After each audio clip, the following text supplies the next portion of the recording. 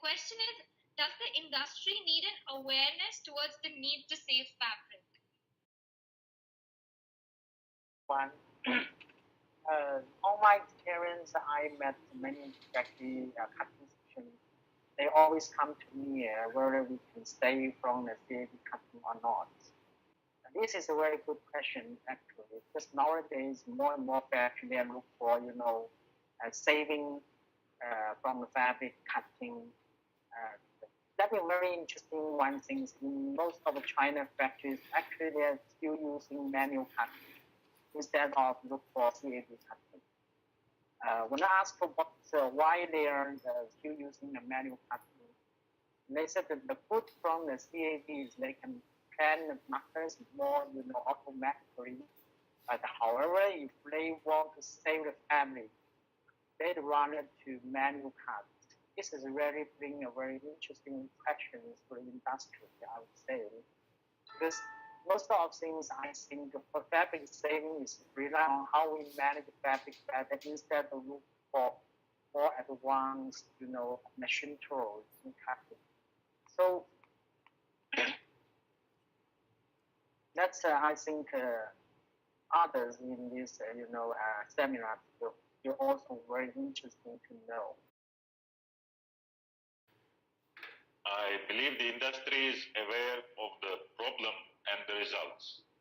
But what the industry needs is less problem and better results. So we are talking about saving the main item, which has the highest share of cost on the finished product. So we need to save fabric in all processes, starting from design to planning and to executing, to be more efficient in terms of cost, of course, but also quality and time. That being said, like design, the creative work can also help saving fabric, as well as planning, which seems to be a big issue right now, where there are more opportunities to save more fabric. That's what I think. The industry, they very much know that fabric is contributing almost 70 to 80% of their money point of view. So they are very much aware it has to be saved. But what is more importantly, there is a blind spot how much they can save, because from the entire process has to be streamlined, starting from the inward of the raw material till it goes to the cutting, where the efficiency has to improve. It can be improved through planning, or it can be improved through efficient tools. There are solutions which are available. And till shipment, there are not many opportunities for the factory to save money. Correct. So I think there is a blind spot. Industry is always ready to hear from the experts how they can save more fabric, because fabric constitute a major part on it, and they can save if a small size of factory, suppose $10 million factories, can save huge amount of money on that.